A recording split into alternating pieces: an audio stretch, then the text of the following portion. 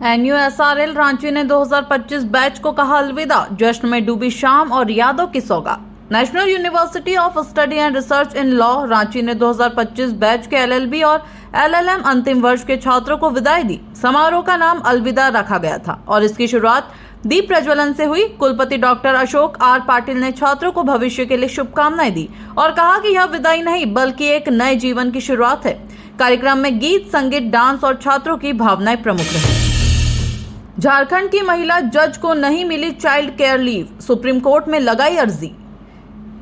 एक महिला additional district जज ने चाइल्ड केयर लीव न मिलने पर सुप्रीम कोर्ट में याचिका दायर की है। बिना कारण छुट्टी कैंसिल कर दिए जाने से नाराज जज ने कहा कि वह सिंगल पेरेंट है और उनका हाल ही में तबादला हुआ है। सुप्रीम कोर्ट ने 29 मई को मामले की सुनवाई तय की है। उन्होंने छुट्टी बहाल करने और अन्य राहत की मांग की है। ठेले पर कपड़े बेचने वाले की बेटी 10वीं टॉपर। तहरीन फातिमा IPS बनने का सपना देखती हैं। रांची की तहरीन फातिमा ने 97.40% अंक हासिल कर जिले में टॉप किया है। उनके पिता सड़क किनारे कपड़े बेचते हैं और आर्थिक स्थिति बहुत कमजोर है। बावजूद इसके तहरीन ने सोशल मीडिया और मोबाइल से दूर रहकर पढ़ाई की और अब वह IPS बनने का सपना देख रही हैं। उनकी सफलता संघर्षशील छात्रों के लिए प्रेरणा है। देवघर के नए DC नमन प्रियेश लकड़ा ने संभाला पद। नमन प्रियेश लकड़ा ने देवघर के DC के रूप में पदभार ग्रहण किया। उन्होंने बताया कि उनकी प्राथमिकता 11 जुलाई से शुरू हो रही है। श्रावणी मेले की तैयारी होगी, जहां पर उन्होंने मेला क्षेत्र में साफ सफाई, स्वास्थ्य, यातायात और सुरक्षा के पुख्ता इंतजामों की बात कही और कहा कि सभी विभागों के बीच समन्वय बनाए रखा जाएगा। गिरिडीह में लाखों की ज्वेलरी ले उड़े चोर। गिरिडीह के JP नगर में चोरों ने एक बंद घर को निशाना बनाते हुए लगभग 5 लाख की संपत्ति चुरा ली। मकान मालिक अपनी बहन के यहाँ कोडरमा गया हुआ था। लौटने पर उसने पाया कि घर का गेट और खिड़की टूटी हुई थी। अलमारी से नकद और सोने चांदी के जेवरात चोरी हो गए थे। पुलिस मामले की जांच में जुटी है। पाकुड़ में गांजा सप्लाई का बड़ा नेटवर्क बेनकाब। पाकुड़ में पुलिस ने नसीम आलम नामक गांजा तस्कर को 3.373 किलो गांजा के साथ गिरफ्तार किया है। स्पेशल टीम द्वारा छापेमारी कर यह सफलता हासिल की गई। नसीम पहले भी जेल जा चुका है और वह शहर के कई इलाकों में सप्लाई करता था। बाजार में इसकी कीमत लगभग 2 लाख रुपए आकी गई है। महिला की चैन छीनने वाली स्नैचर धराई। धनबाद में यज्ञ में हुआ घटनाक्रम। धनबाद के हीरापुर हनुमान मंदिर में यज्ञ के दौरान एक महिला स्नैचर ने श्रद्धालु की सोने की चेन छीनने की कोशिश की। उसने दांत से चेन काटी और भागने लगी, लेकिन स्थानीय महिलाओं ने दौड़ाकर उसे पकड़ लिया और पुलिस को सौंप दिया। यह घटना सुबह 11 बजे की है और इससे लोगों में सुरक्षा को लेकर चिंता बढ़ी है। रांची में पति ने की पत्नी और बच्चों की हत्या। रांची के मैकलुस्कीगंज क्षेत्र में एक व्यक्ति ने पत्नी और 2 बच्चों की हत्या कर दी। उसने सभी के सिर सिलबट्टे से कूच दिए। यह घटना रात 1 बजे हुई। आरोपी राज मिस्त्री था और ससुराल में ही रहता था। हत्या की गवाह सास ने उसे भागते हुए देखा। पुलिस ने तीनों शवों को पोस्टमार्टम के लिए भेज दिया है। धनबाद में अज्ञात वाहन ने मजदूर को कुचला, मौके पर मौत। धनबाद के आमडंगाल में एक NH-19 पर एक मजदूर को अज्ञात वाहन ने टक्कर मार दी, जिससे उसकी मौके पर मौत हो गई। मृतक मनोज हांसदा कोयले के भट्टे में काम करता था और रात में अंडा खरीदने निकला था। परिजनों ने सड़क पर शव रखकर मुआवजे की मांग करते हुए सड़क जाम कर दी। पुलिस ने समझा बुझाकर स्थिति सामान्य की। जामताड़ा में अवैध शराब के खिलाफ छापेमारी, 81 बोतलें बरामद। जामताड़ा के दुलाडीह गांव में पुलिस ने अवैध शराब के कारोबार पर छापा मारा और 50 बोतल बियर और 31 बोतल विदेशी शराब जब्त की। कारोबारी राजेश महतो फरार हो गया है। पुलिस को गुप्त सूचना के आधार पर यह सफलता मिली और अब आरोपी की तलाश जारी है। धनबाद में जमीन बंटवारे को लेकर पारिवारिक विवाद और गोलीकांड। धनबाद के निरसा क्षेत्र के मदनपुर गांव में पारिवारिक संपत्ति को लेकर सोमवार रात बड़ा विवाद हो गया। रहमान नामक व्यक्ति को उसके बहनोई अब्दुल्ला ने गोली मार दी, जिससे वह गंभीर रूप से घायल हो गया। घटना के समय रहमान अपने हिस्से की जमीन की मांग कर रहा था, तभी हमला हुआ। उसके भाई इस्माइल और बहन ने भी रहमान पर लाठी डंडों से हमला कर दिया। घटना की सूचना मिलते ही पुलिस मौके पर पहुंची और घायल को अस्पताल में भर्ती कराया गया। निरसा थाना प्रभारी अनिल कुमार शर्मा और MPLOP प्रभारी सुमन कुमारी पुलिस बल के साथ गांव पहुंचे। फिलहाल पीड़ित अस्पताल में भर्ती है और आरोपियों की तलाश जारी है। पलामू के नैया जंगल में पुलिस नक्सली मुठभेड़, एक नक्सली ढेर। पलामू जिले के हुसैनाबाद स्थित नैया जंगल में सोमवार शाम पुलिस और माओवादियों के बीच मुठभेड़ हुई। यह मुठभेड़ लगभग 12 घंटे तक चली, जिसमें करीब 300 राउंड गोलियां चली। इस ऑपरेशन में नक्सली कमांडर तुलसी भुइया मारा गया, जो संगठन का सक्रिय सदस्य था। सुरक्षा बलों ने मौके से एक SLR राइफल और भारी मात्रा में कारतूस बरामद किए। मुठभेड़ के दौरान अन्य इनामी नक्सली जैसे नितेश यादव, संजय यादव उर्फ गोदराम और इम्तियाज अंसारी भाग निकले। सुबह जब फायरिंग रुकी तब पुलिस ने जंगल में तलाशी अभियान चलाकर शव बरामद किया। यह ऑपरेशन CRPF, जिला पुलिस और झारखंड जगुआर की संयुक्त कार्रवाई का परिणाम था। झारखंड में भारी बारिश का अलर्ट, बिजली गिरने की चेतावनी। राज्य में 29 से 30 मई को भारी बारिश की संभावना जताई गई है। आज भी कुछ जगहों पर बूंदाबांदी हो सकती है। पश्चिमी सिंहभूम के चाईबासा में सबसे अधिक 60 मिमी बारिश रिकॉर्ड की गई।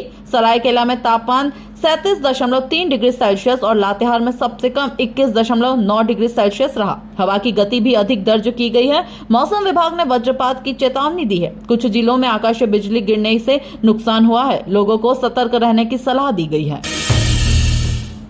झारखंड बोर्ड 10वीं का रिजल्ट जारी, 91.71% छात्र पास। जयसी ने 10वीं बोर्ड का परिणाम घोषित कर दिया है। हजारीबाग की गीतांजलि 98.60% के साथ टॉपर बनी। टॉप 5 में कुल 14 छात्र छात्राएं हैं, जिनमें 12 लड़कियां हैं। 11 टॉपर छात्राएं एक ही स्कूल इंदिरा गांधी बालिका हाई स्कूल की हैं। कुल पास प्रतिशत 91.71% रहा। शिक्षा मंत्री रामदास सोरेन ने परिणाम जारी किया। उन्होंने देरी के लिए खेद जताया और सुधार का आश्वासन दिया। गुमला में बिजली की अनियमित आपूर्ति से लोग परेशान। गुमला में बिजली कटौती से आमजन फिर से त्रस्त हैं। कुछ जगहों पर हर 10 मिनट में बिजली गुल हो रही है। रात भर अंधेरे में रहना पड़ रहा है। गर्मी और बारिश दोनों समय में बिजली नहीं रहने से परेशानी हो रही है। लोग इस स्थिति को लेकर प्रशासन से नाराज हैं। कुछ दिन पहले ही नियमित आपूर्ति के दावे हुए थे, अब फिर से कटौती ने सवाल खड़े किए हैं। स्थानीय लोगों ने अस्थायी समाधान की मांग की है। मोबाइल चोरी के बाद साइबर ठगों ने उड़ाए 90,000। गुमला के धोबी मोहल्ला निवासी शंभू चौरसिया के बैंक खातों से 90,000 रुपए निकाले गए। देवघर यात्रा के दौरान उनका मोबाइल चोरी हो गया था। उन्होंने सिम बंद कराया और पुलिस को सूचना दी थी। इसके बावजूद उनके SBI और HDFC खातों से पैसे निकल गए। ठगों ने लगातार ट्रांजैक्शन किए। उन्होंने 1930 पर कॉल कर सूचना भी दी। पुलिस ने मामला दर्ज कर जांच शुरू कर दी है। बाइक हादसे में युवक घायल, वाहन जांच में 50,000 की वसूली। सीसई के मुर्गू चारको टोली में 2 बाइकों की टक्कर हो गई। 22 वर्षीय मुकेश उर्रांव गंभीर रूप से घायल हुआ। हादसे के बाद दूसरी बाइक सवार भाग निकला। मुकेश को सदर अस्पताल में भर्ती कराया गया है। वह किराना सामान लाने निकला था। घटना के दौरान मुकेश तेज रफ्तार में था। वहीं वाहन जांच अभियान के दौरान 50,000 रुपए का जुर्माना वसूला गया। यातायात नियमों का उल्लंघन बड़ी वजह रही। बिना NOC बन रहे कोल्ड स्टोरेज पर रोक। गढ़वा जिले के डंडई में बिना अनापत्ति प्रमाण पत्र के कोल्ड स्टोरेज निर्माण पर रोक लगाई गई। बाजार सेक्रेटरी राजीव रंजन ने निरीक्षण के दौरान यह आदेश दिया। उन्होंने पाया कि अधिकांश भूमि पर अतिक्रमण हो चुका है। बाजार समिति की दुकानों और परिसर का निरीक्षण हुआ। खुले में फल सब्जी की दुकानें लग रही हैं। जर्जर शेड और खराब पहुंच मार्ग पर भी रिपोर्ट बनी। जिला प्रशासन को रिपोर्ट भेजी गई है। वट सावित्री व्रत पर सुहागिनों की आस्था। पलामू सहित पूरे क्षेत्र में महिलाओं ने वट सावित्री व्रत रखा। वट वृक्ष के नीचे एकत्र होकर पूजा की गई। महिलाओं ने पति की लंबी उम्र के लिए व्रत रखा था। पूजा में हल्दी, धागा, फल आदि अर्पित किए गए। हाथ पंखे से पेड़ को ठंडक भी दी गई। नवविवाहिताओं में विशेष उत्साह रहा। उमस भरी गर्मी के बावजूद श्रद्धा में कमी नहीं दिखाई दी। ग्रामीण क्षेत्रों में यह पर्व बड़े भाव से मनाया गया।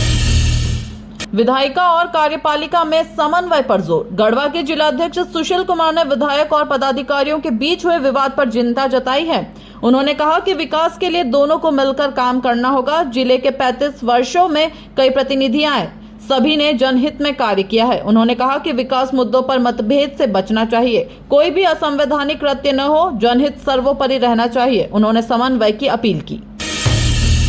राज्य स्तरीय एथलेटिक्स प्रतियोगिता में पलामू को 2 पदक। बोकारो में हुई 14वीं राज्य स्तरीय प्रतियोगिता में पलामू के खिलाड़ियों ने शानदार प्रदर्शन किया। प्रवीण महतो के नेतृत्व में टीम ने भाग लिया। आर्यन कुमार ने 110 मीटर बाधा दौड़ में गोल्ड जीता। विशेष कुमार सिंह ने ब्रॉन्ज मेडल जीता।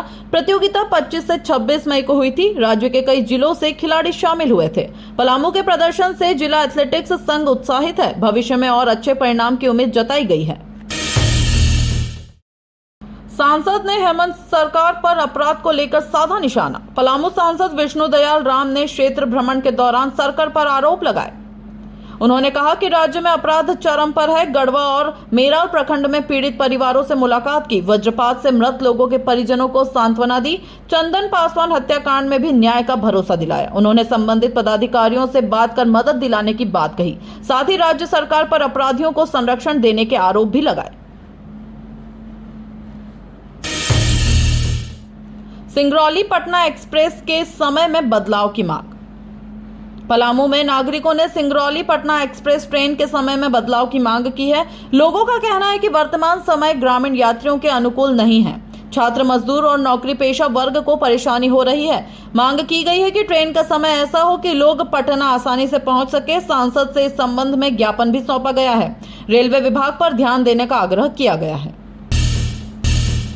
मझियाओं व बरडीहा में वट सावित्री पूजा। पति की लंबी उम्र के लिए सुहागिनों ने किया व्रत। मझियाओं और बरडीहा प्रखंड के हिंदू बहुल क्षेत्रों में मंगलवार को वट सावित्री पूजा धूमधाम से मनाई गई। सुहागिन महिलाओं ने सूर्योदय से पहले उठकर स्नान कर 16 श्रृंगार किए और नए वस्त्र धारण किए। उन्होंने वट वृक्ष के नीचे बैठकर पंचदेव, भगवान विष्णु और सावित्री सत्यवान की पूजा की। वट वृक्ष की 7 या 12 बार परिक्रमा कर मंगल धागा बांधा गया और पति की दीर्घायु की कामना की गई। पूजन सामग्री में जल, अक्षत, सिंदूर, तिल, फूल, माला और चना अर्पित किया गया। कई स्थानों पर सामूहिक पूजन और कथा वाचन का आयोजन भी किया गया। इस अवसर पर महिलाओं में विशेष धार्मिक उत्साह और आस्था देखने को मिली। स्थानीय समाज में यह पर्व पारिवारिक एकता और नारी आस्था का प्रतीक माना जाता है। गढ़वा में सीएम ने अनुपस्थित स्वास्थ्य कर्मियों की हाजिरी काटी। गढ़वा जिले में हाल ही में एक सहायक पुलिसकर्मी की मौत के बाद स्वास्थ्य व्यवस्था की पोल खुल गई। घटना के दिन अस्पताल में तैनात चिकित्सक, उपाधीक्षक और प्रबंधक ड्यूटी से गैर हाजिर पाए गए। इस लापरवाही पर मुख्य चिकित्सा पदाधिकारी ने गंभीर रुख अपनाते हुए कार्रवाई शुरू की। Civil surgeon doctor Ashok Kumar ने बताया कि दोषी अधिकारियों का 1 दिन का वेतन रोका गया है। डॉक्टर, चिकित्सा कर्मी और उपाधीक्षक की 1 दिन की हाजिरी भी काट दी गई है। प्रशासन ने कहा है कि भविष्य में इस तरह की लापरवाही को बर्दाश्त नहीं किया जाएगा। यह कार्रवाई सरकारी सेवाओं में जवाबदेही तय करने की दिशा में एक कदम माना जा रहा है। स्वास्थ्य विभाग को जिले में सेवा गुणवत्ता सुधारने के निर्देश भी दिए गए।